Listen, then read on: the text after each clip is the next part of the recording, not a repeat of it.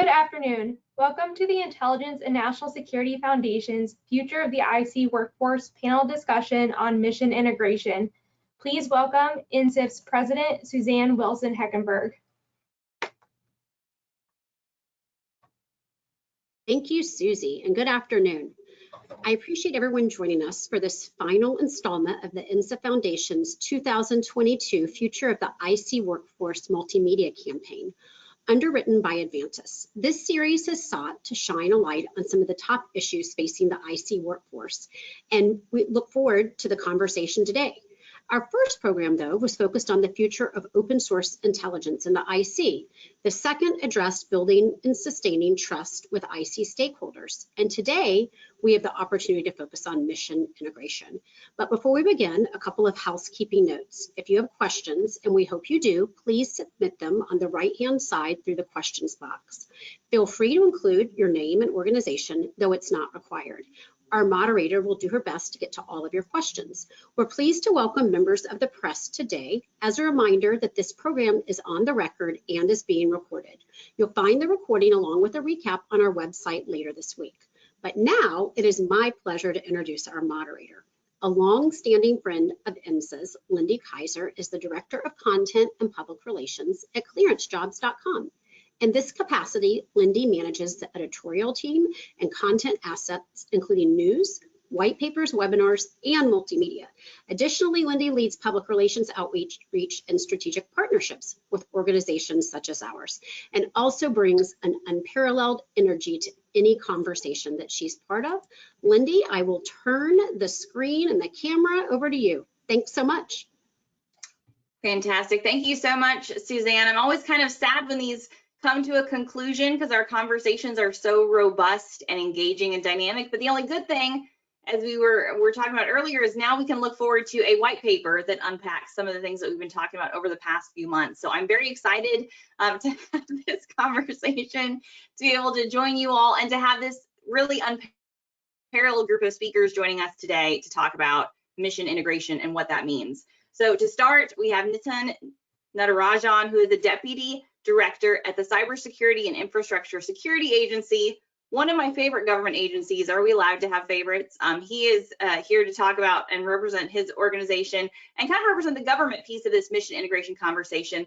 Also have Nic Adams, who is on staff with the Senate Select Committee on Intelligence, and then also have Kristin Wood, who's the CEO of Grist Mill Exchange. So it's just great to have this group of speakers. Very rarely do you get folks at this level and involved with these organizations in the same conversation. So I'm just really grateful to INSF and to Avantus for kind of launching this conversation and bringing, again, what has been basically the previous conversation about open source and about trust, and now how really all of that kind of interplays with how you all work together on this topic of mission integration. So I just kind of wanted to start and frame the conversation around what really is mission integration? How do you maybe define it within your organizations? How do you work with partners across the public and private sector on these topics? And I know, having talked in a ton of interviews with folks at CISA, that that's something that's near and dear to you all. So I wanted to start with you, Nitin, and kind of if you could speak to this topic of mission integration.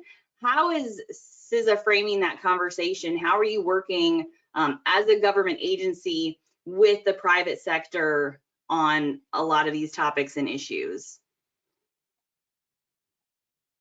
Great question, Lindy. I think it doesn't have an easy answer. I think if it did, we'd be bored all day, right? We wouldn't have any work to get done here. So I think we look at mission integration in multiple ways. I think kind of at the largest kind of macro level, obviously we look at our mission looking at the protection of both cyber and physical, critical infrastructure against cyber and physical threats, right? And that within itself brings together two worlds that, frankly, if we go back, even 5 years, but definitely 10, 15, 20 years, we're never sat in the same room together, right? We never looked at physical security and cybersecurity in the same conversation. We had two different entities fighting for budget, whether when I was in the private sector or when I've been in the public sector, at state and local governments. It's always been that fight, right? Of is it guns, gates, and guards, or is it IT things that nobody knows about, right? Except for our CIO and CISO. And where do we want to invest? And I think what we've looked at really is we look at integration at that macro, of the macroist of macroist, which I'm not sure are real words, but we'll go with it. kind of level is really looking at how do we bring these two worlds together that traditionally have not been there. I do think we do look at mission integration on a lot of other levels and layers, right? I think a lot of it is our engagement with the private sector and how we can continue to strengthen that. We've done some of that through things like our Joint Cyber Defense Collaborative and others, but how do we strengthen that relationship? How do we strengthen our relationship with state, local, tribal, territorial partners, with our international partners? And how do we continue to dive deeper there as we bring kind of these elements together into what we're doing? How do we, CISA is a unique position of not being in the intelligence community, not being the DoD, and not being law enforcement. So we also look at mission integration across those kind of 4 spheres, and in the overlap of that Venn diagram, how best do we continue to each execute our respective missions, but recognizing there is an overlap there, and how do we bring those worlds together, which frankly are 4 worlds that are used to being apart, and how do we bring those entities together into kind of the one fight against kind of a common adversary. So I think we look at it really in multiple levels and multiple layers. That doesn't make it any easier, but I think that we need to look at it holistically for us to start tackling each of these elements, that we could work together to bring these worlds together to again, kind of defeat what's a really nimble and complex threat landscape.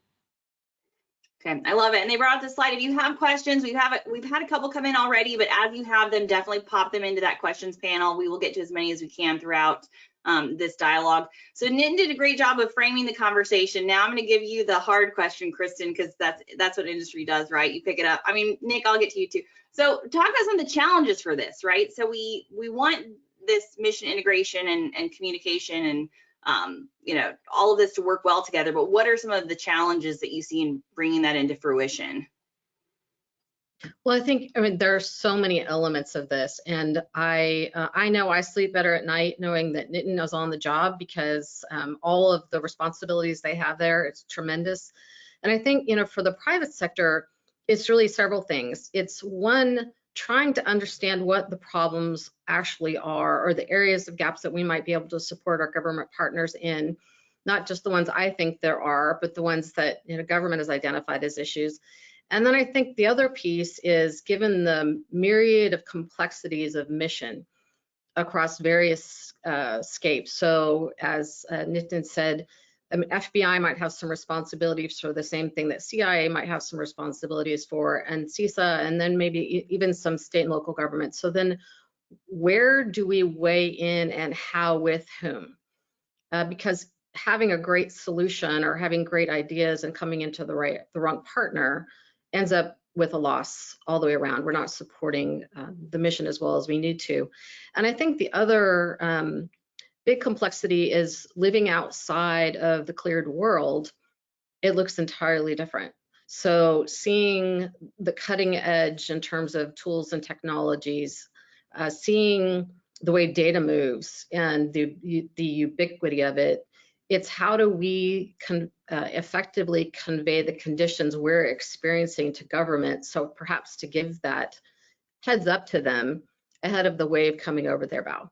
So just a couple of topics right off the bat, and look forward to continuing the conversation.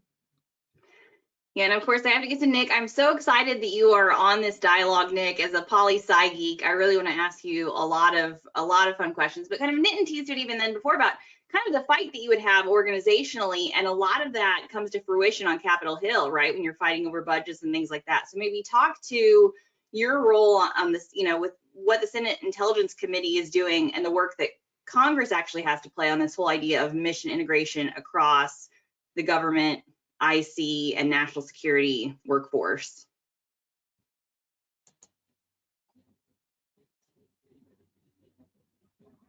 Oh, you're muted.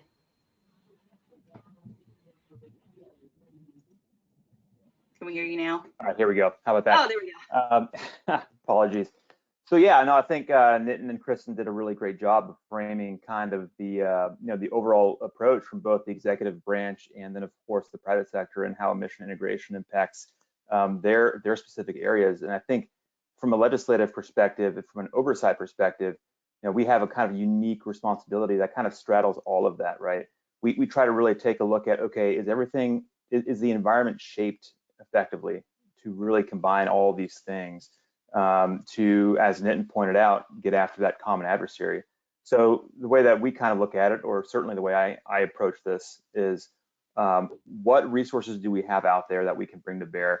What opportunities are there from Congress to, again, shape that environment through the necessary authorizations and appropriations to enable our agencies and, in many ways, our private sector partners to row in the same direction here.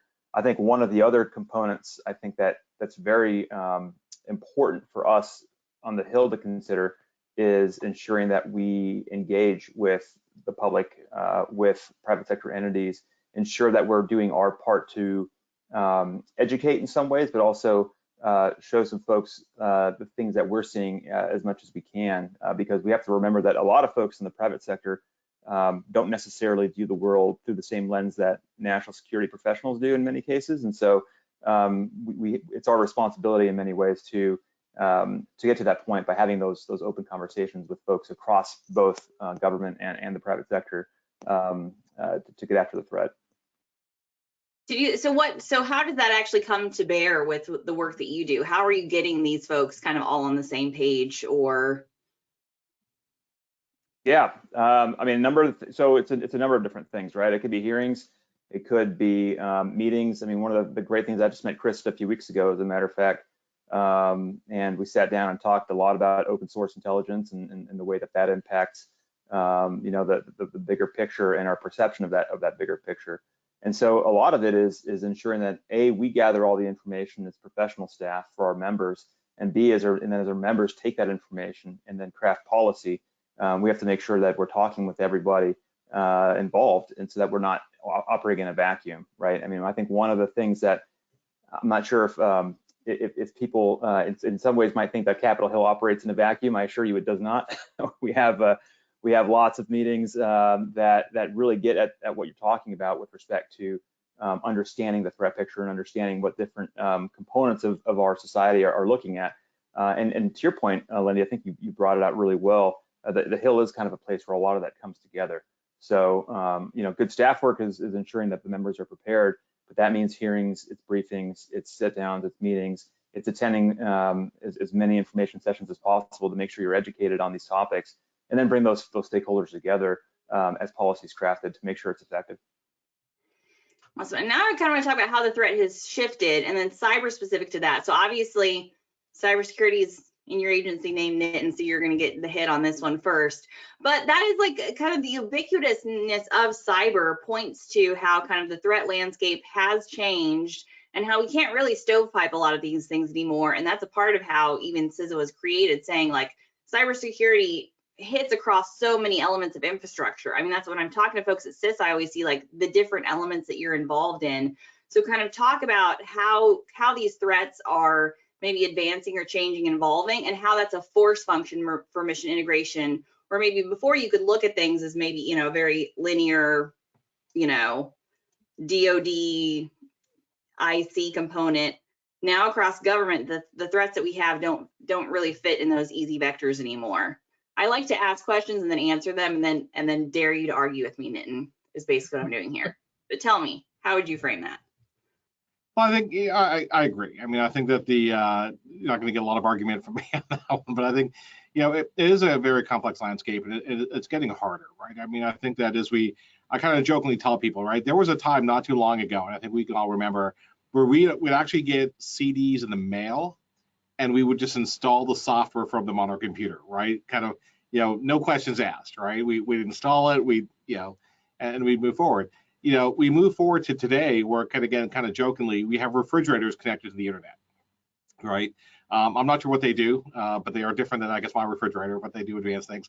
But our attack surface has changed, our threat landscape has changed, the adversary has changed, right? We're not only dealing with a handful of, say, nation-state actors, we're dealing with, a growing, number of cyber criminal organizations. We're dealing with capabilities of things like ransomware as a service, right, where I don't even need technical acumen. I just need money, and I can buy ransomware attacks, right?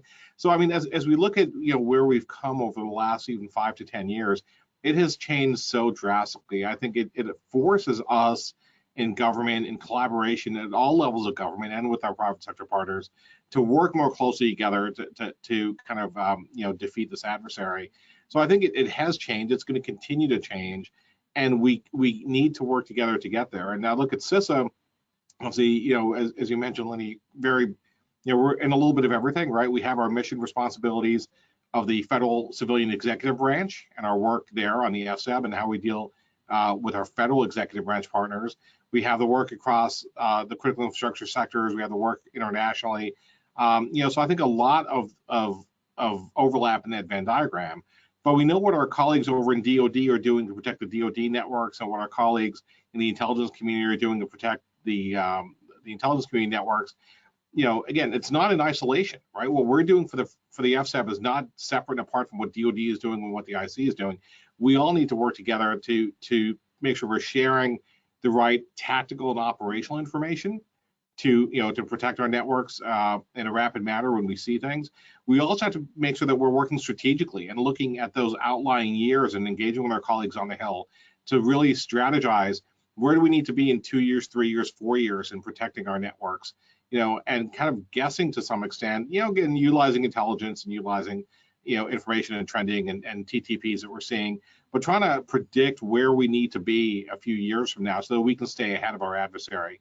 And that can only be done in conjunction with what our colleagues are seeing globally, what our colleagues are seeing in law enforcement and the IC and DoD. So I think that it is a broad landscape, but we can only tackle it together. And I think that's what's allowed CISA to be successful, is our ability to work with our partners in a great way to bring folks in kind of behind the curtain to see where there is magic and see where there is not magic behind the curtain, and to work together to really move the ball forward collaboratively. I like that you're acknowledging that sometimes there's magic behind the curtain, and sometimes we literally install the curtain to cover up how unmagical it actually is back there. But maybe talk to that a little bit, Kristin. So we're talking about the importance of that integration, which is so key. And there's a big demand on that right now, right, across these threat landscapes that are happening, that the private sector feels comfortable communicating that to the government, and that we have this open communication dialogue. Do you think that exists? Do you think we're doing better at that than maybe we were a few years ago? Or if we're not, maybe what are steps that we could or should take so that we are getting that up and down dialogue of information about the threat landscape? Well, I definitely excited to answer that question, but the first one I have to answer is when your refrigerator is connected to the internet, it's telling you need to filter every 2 months whether you need one or not. So I have a stack already because Amazon pre-ships them. So I'm sure there's another purpose, but that's the one in my life. But on the great questions you asked, Lindy, I think at the risk of, for me, of oversimplifying, if I think of cyber, I immediately flip it to digital, because it's that digital interconnectivity of everything that's almost created a mesh network of our lives. And it used to be that the boundaries between private sector and government and law enforcement and media and academia were separate.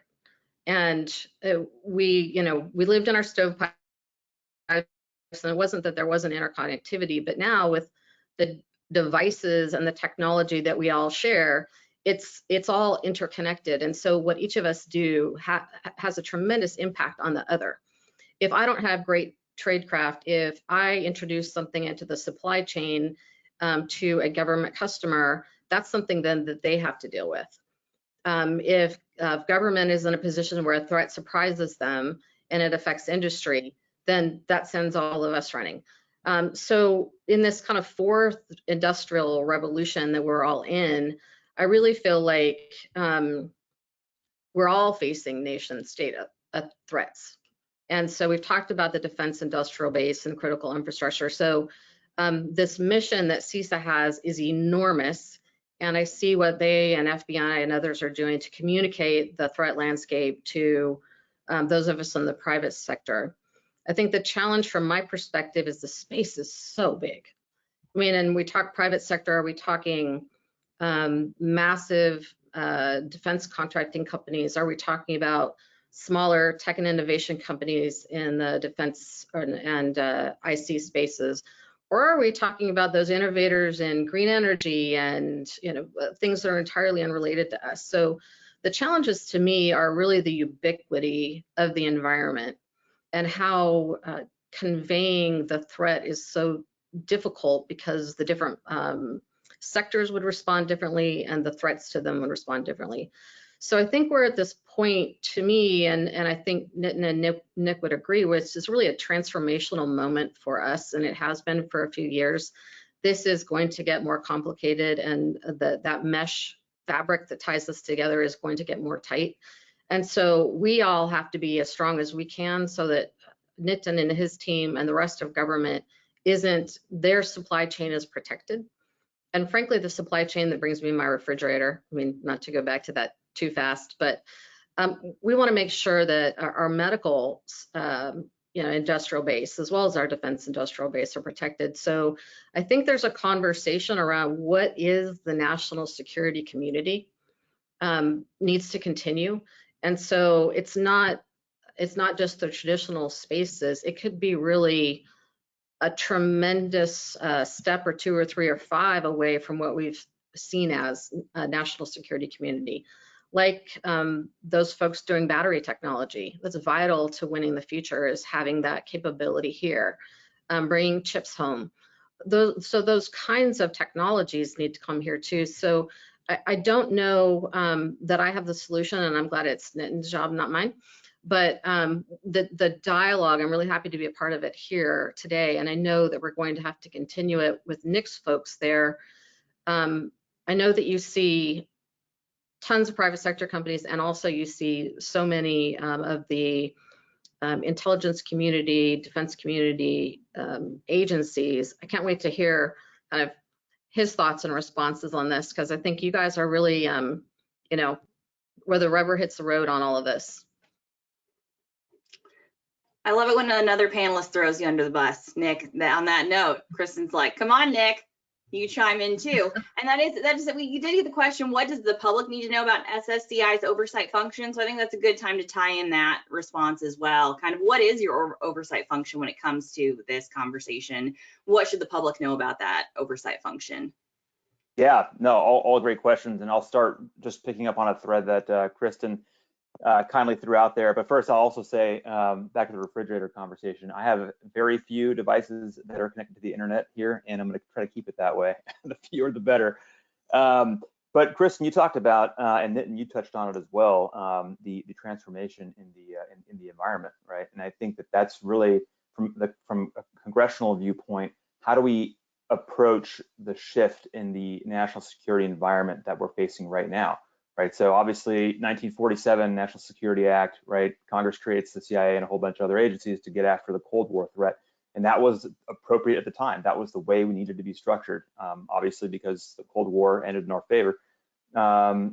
Switch to 2004, you've got the Intelligence Reform and Terrorism Prevention Act in response to 9/11. That was Congress acting in a way to look at the threat landscape that faced us. We no longer had to face down Soviet tanks at that time, but we did have small and nimble groups that were able to inflict pretty significant damage. And so we were able to reorganize to approach that. And now, I think everyone's kind of pointed out, we have this sea of data, and we have just this massive environment that we're really, I think, still trying to collectively make sense of in terms of how do we harness all of this for national security, so that we ensure that the speed at which information and accurate intelligence is getting both policymakers and warfighters is done at the speed of relevance and not behind the curve, so to speak.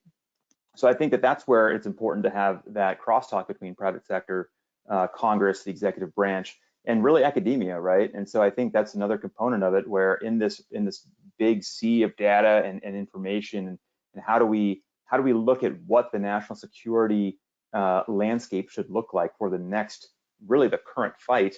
I think that's one thing we ought to take a close look at. I know somebody mentioned open source data, and I think it's really important that we take advantage of what's out there. I recently read Amy Ziggart's book, Spies, Lies, and Algorithms, and she said 80% of everything in an intelligence product now is openly sourced, right? So like that's a huge point right there. And we recently had discussions on our committee among the staff about the open source information that's out there. So here's an example. So Vanderbilt University, they just recently published the Vanderbilt Unity Index, which is a really great look at the state of polarization in the United States, right? So we've got all this information out there. That's just an example of it. What if we overlaid information like that with something that was classified and then got a good idea of, okay, if our adversaries are attacking the US political system with the intent to sow doubt and sow chaos into the US system, we overlay that with open source information that gives us an idea, potentially, of measures of effectiveness of what the adversary is attempting, and quite frankly, our ability to withstand that. So that's a broad way of saying, look, there's a lot of information out there. The whole paradigm has to shift. So how does that translate into what we do here on the Hill? And to Lindy's question about oversight, I think that's where oversight is key. It's ensuring that as we shape our environment to deal with this threat, we're providing the right tools, the right resources, funding, authorizations to get after that. I think one of the key lines that we have to tread here on the Senate Intelligence Committee and on the House Intelligence Committee too, is both enabling the intelligence community and the private sector in ways to stay ahead of the threat, while also safeguarding and protecting American civil liberties. And that's a very, very important line to walk, and it's something that here we ensure that that remains part of the conversation. And I think in some ways that, you know, I think it's people sometimes have the perception that government moves very slowly and that Congress moves very slowly, and that's probably true if you look at that in the context of how fast does the private sector move. But people have to remember that there is a pretty significant responsibility to ensure that not only are we getting the enabling piece right, we're getting the piece on protecting American civil liberties right, and those things have to both be present in order for us to get after the threat and really the system that we have. Yeah, I mean, you know, you work in government, you're always like, the private sector has to do better, and you work in the private sector, you're like, oh, well, we're all just doing our best. I mean, you know, it's a struggle everywhere because you want to address these problems, you want to address them correctly as well. So we had a question come in from Michael about, kind of tied into what you mentioned, Nick, in the open source piece of this, so data centricity and data security and how that all ties into this. And that is, I mean, the struggle, right? We're all talking about our, you know, our connected refrigerators and all that. So that when the threat is literally everything, I mean, how do you address and integrate all this? That's an impossible question. So obviously I'm gonna ask you, Nitin, to address this. When that threat, you know, how does data and all of the data problem apply to all of this, and how is maybe CISA organizationally looking at that? Because you do have this, I mean, that's the big giant elephant in the room, is that, you know, it's no longer just protecting these microcosms of information, we're trying to protect all of it. Yeah, I think we've been looking at this closely from a, the way I look at it is really about data transparency and understanding where the data is going, what data are we sharing, who we sharing it with, and are we taking the right protective efforts in effect of those data, not just ourselves, but all those that are also involved in this, right? And as we look at things like, when we look at supply chain vulnerabilities, we look at data vulnerabilities and breaches, right? There are vulnerability, we worry about the large government organizations, the large private sector companies, but we also worry about the small jurisdictions, right? When we look at a lot of the attacks that we're seeing, a lot of the exfil data, there's a lot of things happening in very small organizations, small school districts, small businesses that are critical to the supply chain. So what we're really trying to do is make sure that everybody understands kind of what are the strong practices out there, what are the best practices out there that people could do to safeguard their data. And the thing I've always been an advocate of is each and every one of us has a role to play in cybersecurity and the protection of data, and whether that's us in our personal lives or in our private or in our professional lives, right? I mean, we all have a role to play, and I think that there's more that we can do. And so, in understanding what we have, where it is, how it's secured, understanding that when we're sharing and we're working with partners, that they're taking the same types of precautions that we are, right? And again, whether this is in the private sector, as we look at supply chain, we look at tackling programs and projects in collaboration, whether it's data sharing, how do we make sure that we're looking at all avenues of this and that we're all doing the best that we can to do this? And then how are we really training that next generation of workers coming into the workforce to understand this as well? right? A lot of people tell me, kids are very cyber savvy, and what I'd actually offer is, I'm not sure they're cyber savvy as much as they are tech savvy, right? I mean, people can use iPads at the age of 1 and 2, right? I see kids on their iPads, but I question, are they still taping passwords on their keyboards, right? So are they, they are definitely tech savvy, but have we really trained them to be more cyber savvy as they grow? And this comes again with them sharing of their data and their personal information and what they're sharing, and what they're clicking on. Bring that into the school, bring that into their first jobs, into the workplace, and into the work that they're doing to start thinking about data security and information security is as part of everything that they do. As you go and find a new physician, are you looking for a medical portal that is requiring multi-factor authentication, or are you saying, hey, that's too much of a hassle for me to type this in? I'm going to go over here where I can just log in with with the password of 1, 2, 3, 4. How do we incorporate a lot of this security into our day-to-day lives?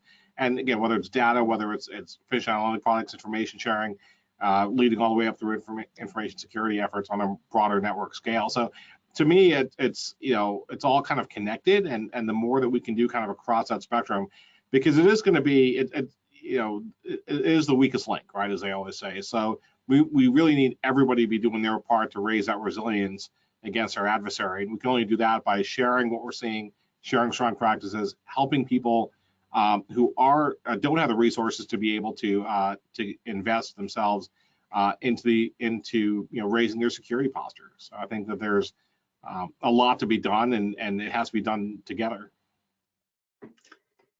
Abraham had a question about shared services. It kind of ties in, I think, even what you're talking about a little bit, Nitin, and then another question we got in about kind of how do we create solutions that we want to implement across government. This is sort of near and dear to my heart, Army girl. There was like a conversation I had with some service branches even just last week talking about we can't even get the branches of the military to use the same solution, like across the DoD enterprise. How do we look across government in terms of creating solutions or integrating across these problem sets? So Kristin, I want to throw you under the bus a little bit to address that one from kind of your perspective. Even as you're building solutions or advising on this, do you see that pain point and tension point?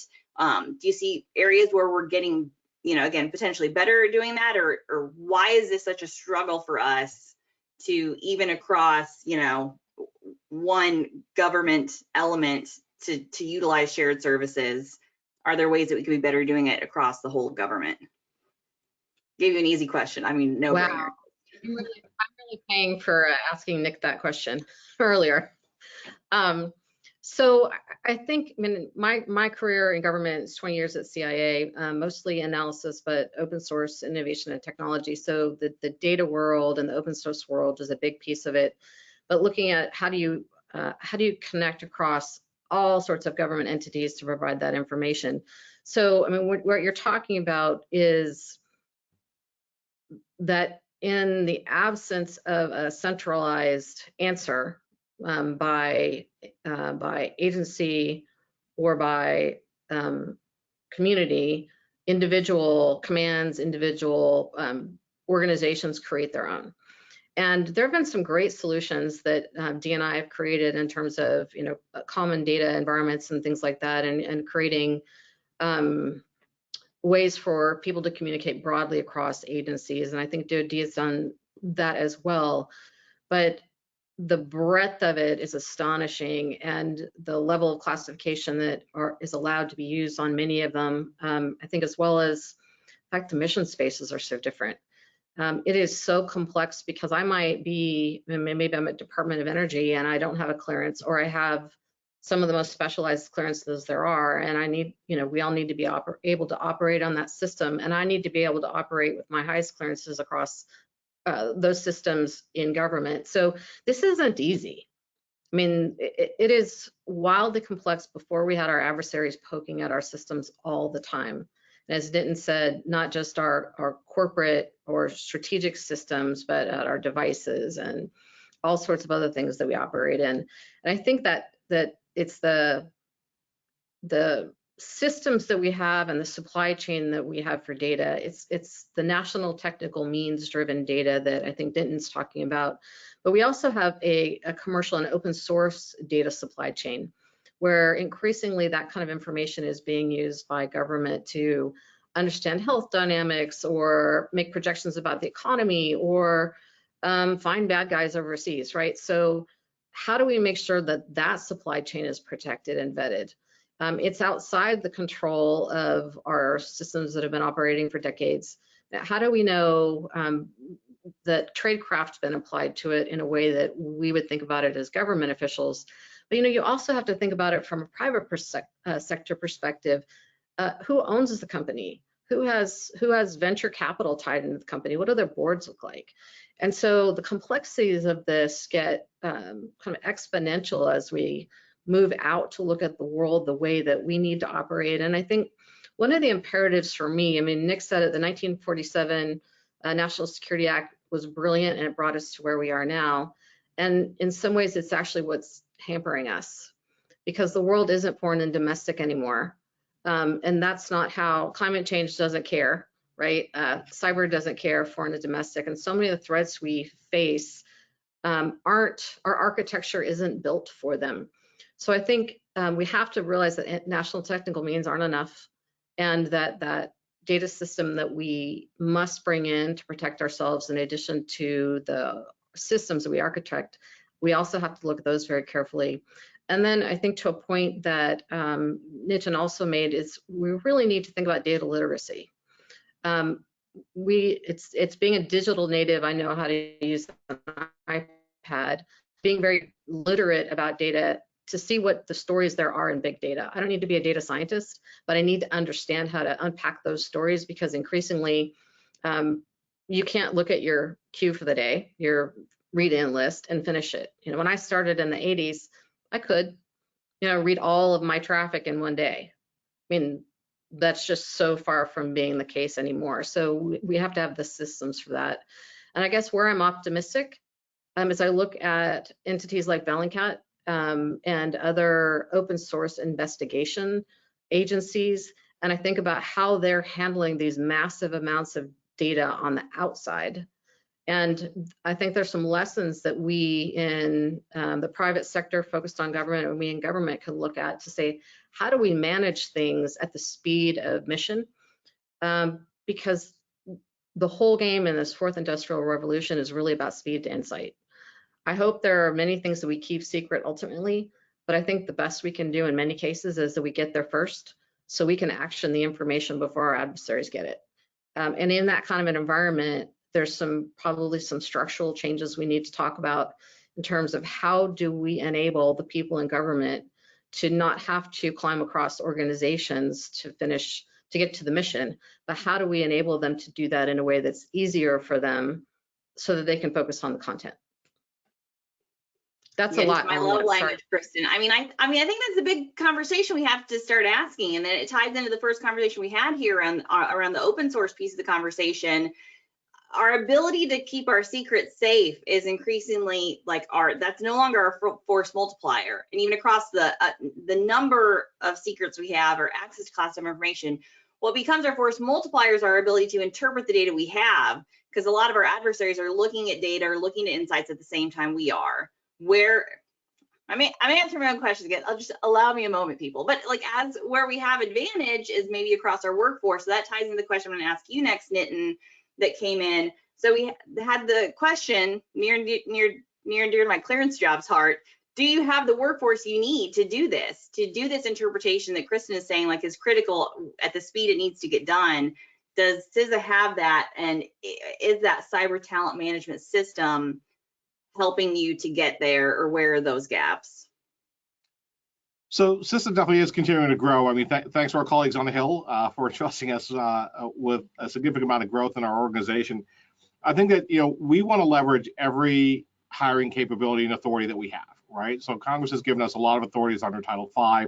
We have authorities under the Cyber Talent Management System as a new authority under Title VI. We want to hire through all of our various types of hiring authorities, Schedule A and others, drug hire authorities that OPM has. We want to continue to grow the workforce. And the kind of my mantra here is hire amazing people, let them do amazing things. And right. So how do we leverage all of those resources and all those capabilities and authorities to continue to grow the team here at CISA. We want to grow folks with different backgrounds and different perspectives, right? I mean, we want to bring in people who have varied experiences in the intelligence community, in DoD, state, local, tribal, territorial governments, and the private sector. Many of us here have jumped in and out of the private sector. Many of us here, have come from state and local governments. And so how do we bring these different perspectives into what we're trying to tackle? How do we bring some of these relationships into the organization that we can grow and cultivate and take them from individual relationships to enterprise relationships, right, and institutional relationships, and grow that here at CISA. And so that's really what we're focused on, is continuing to grow with intent, continuing to grow by utilizing all the various authorities that we have available to us, and really focusing on things like information sharing. I think we did some amazing things at the start of the Russia-Ukraine conflict almost a year ago, in information sharing. I think folks, who were really watching closely saw that we got a lot of information, from intel to the podium pretty quickly, right? And getting information in the hands of those that can act on it. Now, the answer to a lot of what we're doing isn't to get everything that's classified out to open source, right? That's just not going to be there.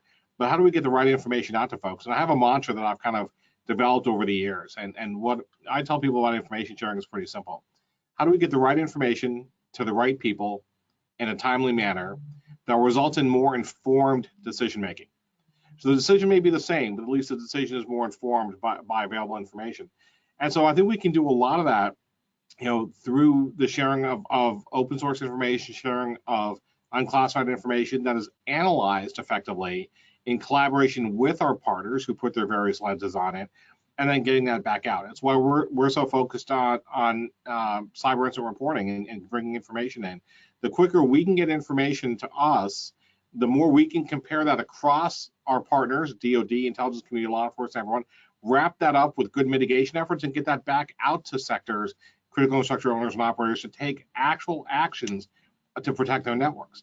So I think, as we look at how do we speed up this type of capability, how do we continue to maintain a robust capability, it all comes down to the workforce. And we're really focused on building a great workforce here in the organization that brings in the right talent, and that we retain that talent, for years to come. And again, just bringing people in from different perspectives and different backgrounds. I truly believe there's a role at CISA for everybody. And that's not just cyber defenders on the keyboard that have that cyber defense technical acumen, but we're a government organization, right? We need people to support our mission when it comes to finance, to acquisitions, to human capital, to privacy, to kind of this entire spectrum of things that go into the execution of mission. And we need to support that and continue to grow that here at CISA. I love it. So we got a question about kind of the cyber hot topics. So Nick, I'm going to throw you under the bus first, but Kristin, I'm also going to want your perspective on this. So Kayla, near and dear to my heart, you answer the question yourself. She's like, AI, is it a pipe dream? Can we make this happen? And I do think Congress, believe it or not, if you've talked to your congressman lately, you'll be shocked to know that they are an expert on these topics. But there is a force function there within Congress around topics like AI, quantum. When we look at that, kind of how does Congress play a role in enabling some of these emerging technologies and implementation across government and creating priorities? Because I do think prioritization is something that Congress is really good at. So can you speak to that a little bit, Nick? Yeah, no, it's great. And yes, we are all experts in AI and quantum here on the Hill. So you definitely spotted that. I mean, I think it's a great point, right? I mean, I think as we look at ensuring that we get this right, AI has become kind of a buzzword over the last 5, maybe 10 years. Quantum is certainly looking that way as well, but I mean, these are real technologies that have real promise. And I think, again, it comes down to that, having the Hill function as that place where everybody can come together and have these conversations. Policy and technology, that's a really important intersection to get right, because policy can either enable or it can hinder the tech landscape in which we find ourselves over the next 10, 20, maybe 30 years. So what really encourages me is that the members for whom we work are very good at taking in this information and being engaged on these topics. And there's some great staff here as well. We've got various different experts in various different fields that come to the Hill specifically to work on the topics that you mentioned. So I think where Congress has to get it right, and where I think we are doing our diligence in that respect, is making sure that we do shape the landscape, the tech landscape for our advantage when it comes to ensuring that we have the right technologies in place to enable some critical functions. I'll say a couple things, and I'm glad Nitin talked about workforce. I think workforce is huge. It's a huge component of that. You can put all kinds of great technologies into play, but you have to have a trained and talented workforce to execute that, and that has to come from all sectors of American society. And I think one of America's greatest strengths is our diversity. We've got folks from everywhere and from all over the world that want to come here and make this country better. And so I think leveraging those things to not only shape the landscape, but then put the right people in place to carry that out, that's a huge component of that. And those are conversations we have here. And another piece of that our members are incredibly interested in is, how do we ensure we leverage America's greatest strengths to not only in the technological side, but on the workforce side. And then finally, as we look at how do we construct that tech landscape, cyber in many cases, I think in many conversations in the past, at least, if you weren't a cyber expert, cyber became an afterthought. It was something that you kind of put on the system after it was built, or you thought about, well, we should probably cyberproof that, which no one knows what that means, but it's something that you just say, and then you kind of you hope it's the right thing that you're doing, but really we have to build cyber in from the beginning, right? It's got to be baked into everything we do. So whether that's the knowledge base, building that piece up in the workforce, or ensuring that as we develop our next generation systems, that we have cyber as an initial piece of it rather than something we think about later. And that's where I think the Hill specifically can make some real impact to say, as these things are being created, as this landscape is being shaped, ensuring that we have the right people, the right tools, and the right capabilities in place from the beginning, rather than getting something into place and then realizing we really should have thought about that. So I'm optimistic from where I sit. The conversations we have here, the members for whom we work that are looking at this problem set, and are really taking great care to ensure that tech and policy intersection is so to speak, is navigated appropriately. Are there policies that need to change for any of this to get implemented, or like legislative moves that need to happen that's like kind of on the SSCI radar screen? I mean, we're always looking at things. I mean, I want one example, not necessarily on our radar screen, but in Congress more broadly. I mean, we just passed Chips for America, which I think, was one big piece of legislation that addressed a key vulnerability in our national security landscape. And I think there were some members who spotted that 2 years ago who said, we really ought to get ahead of this. And that was well before the Russian invasion of Ukraine. But as you saw, then supply chains were pretty strained, and whether or not that impacted semiconductors or other things, those were things that we realized we really should have a solution for that. So that was one piece that actually members of SSCI worked on to get that to a place where it was in a really good spot. And now we're already seeing the effects of its passage. Investments coming into chip fabs across the United States and allied and like-minded partners. So I think there is action being taken. There are things moving, and people are looking at this saying, okay, I have $52 billion for semiconductors. That's not nothing, and it's having real impact now. And those are the types of discussions we have that again will shape the environment for our advantage. Okay, so Kristin, same for you, kind of like talk about this, AI, emerging technology. Are there technologies that we can use to help with this mission integration piece?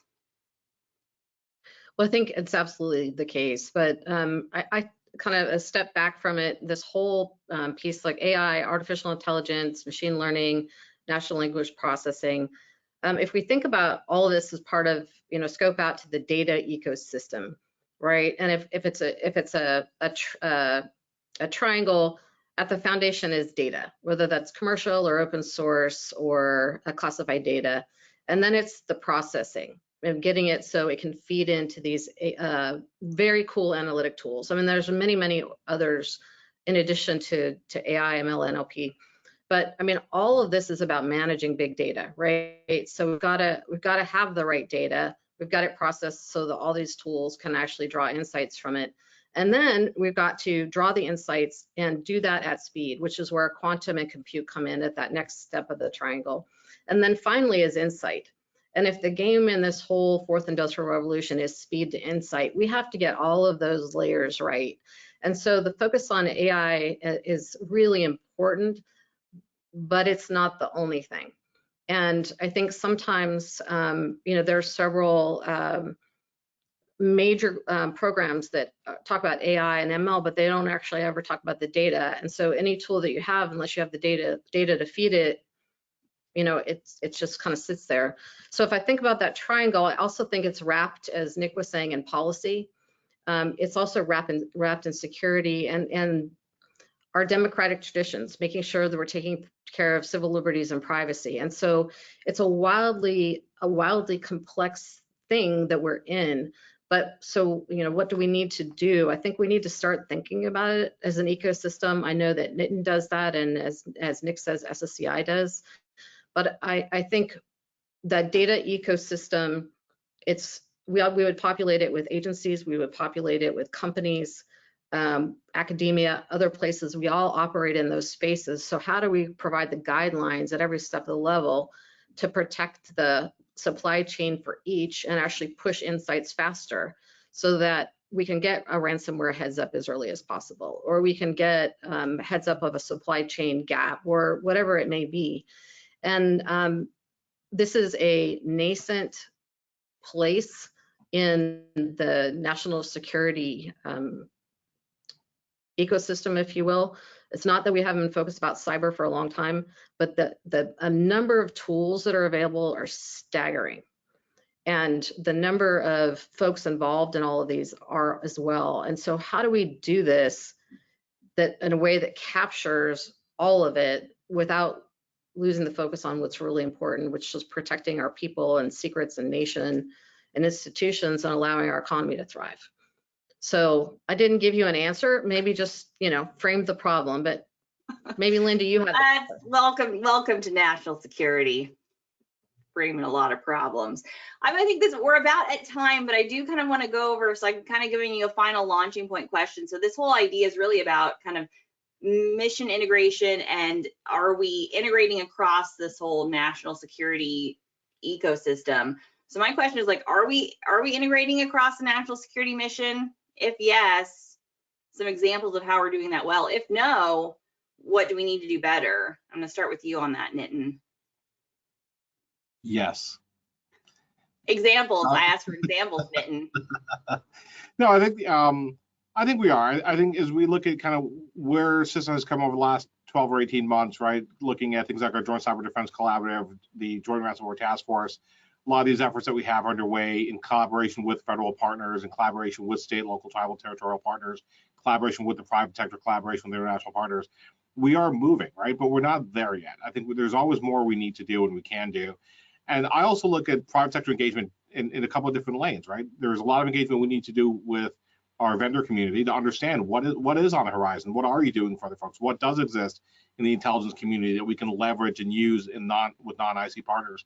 How do we look at those types of capabilities, things are out there? How are we engaging effectively with academia and researchers around the globe to understand what's on that 5 to 10 year horizon? How are we engaging effectively with cloud service providers and MSPs and other entities to understand where they are taking their technology kind of in the coming years? So to me, it's not just about saying we're meeting with the private sector, right? There's different relationships we have with different entities. There's multiple relationships we have with the same entity. How do we do that in a way that is truly asking the right questions to get that right insight that we can then form, into stronger efforts to bring, to address these complex integration issues, and then doing that on a global scale, right? Which is even easier when, especially given that, it's not as if we have different laws and requirements as some of our international partners, right? So how do we do this kind of collaboratively with them as well? So, I say this to say, if it were easy to be done by now, we'd all be bored and we wouldn't need this webinar. But I think that, we don't look at it as a single engagement or a single kind of lens.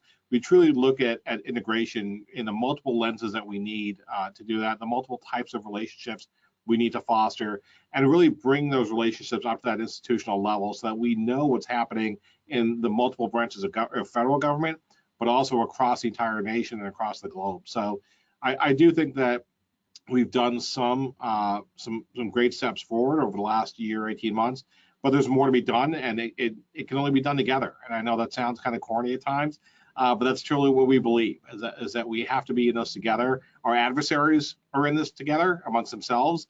We need to be in this together in order to make it harder, more expensive, and more challenging for them to attack any of us.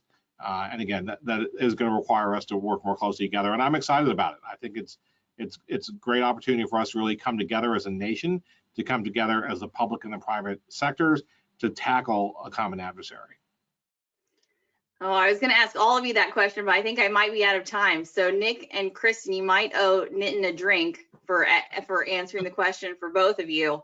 My final one was like, speak softly and carry a big fly swatter. Because if you saw me on the beginning of the call, there's a dang fly in my webinar again, people. It happens to me every time.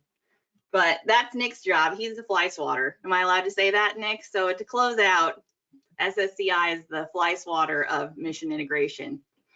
We'll take it. So Lindy, thank you for your energy and your fly swatter. That is a new one. Maybe you could get one branded, perhaps with ClearanceJobs on it for our next webinar. But Nick, Nitin, and Kristin, we really appreciate you all sharing your insights and for really your exemplary service to our nation. Once again, I want to thank Avantus for underwriting today's program and ClearanceJobs for the partnership. Please be on the lookout next month for a position paper which will summarize this series of conversations focused on the future of the IC workforce. And looking ahead, don't log off anybody. I have a few things I need to go through. Tomorrow, September 7th from 2 to 4, we will co-host the CADA Workforce Neurodiversity and National Security Network meeting here at our conference center in Arlington with several of our partners. We will be hosting a panel discussion followed by small group focused breakouts on barriers to employment and opportunities for neurodiverse candidates. If you all want to register, send me a message on LinkedIn and I'll get you registered for that event tomorrow from 2 to 4. And then on Thursday, we will host NSA Research Director Gil Herrera for a virtual coffee and conversation at 9 a.m. And then next week from September 15th to the 16th, we'll hold our in-person Intelligence and National Security Summit in partnership with AFCEA at the Gaylord Convention Center. And then on September 20th, I have the pleasure of hosting CIA Associate Deputy Director for Digital Innovation, Julianne Galina, for a virtual coffee and conversation. And then finally, at the end of the month, the INSA team will be headed to Denver, Colorado, where we will be hosting our Common Threads Colorado program on the evening of September 27th. Keynote remarks will be provided by NGA Denver Director Sandra Octor at the Gaylord Rockies Resort. And then the next morning, we'll be hosting a TSSI-TK classified panel on cybersecurity of space systems. And finally, I would encourage you all to check out our website for Achievement Award nominations. Details and registration can be found on insaonline.org. And I am from the South, but I can talk fast. We hope you can join us for some of these outstanding programs. And when the webinar ends, I would encourage everybody to complete the survey. We do appreciate your feedback and have a great afternoon. Thanks so much.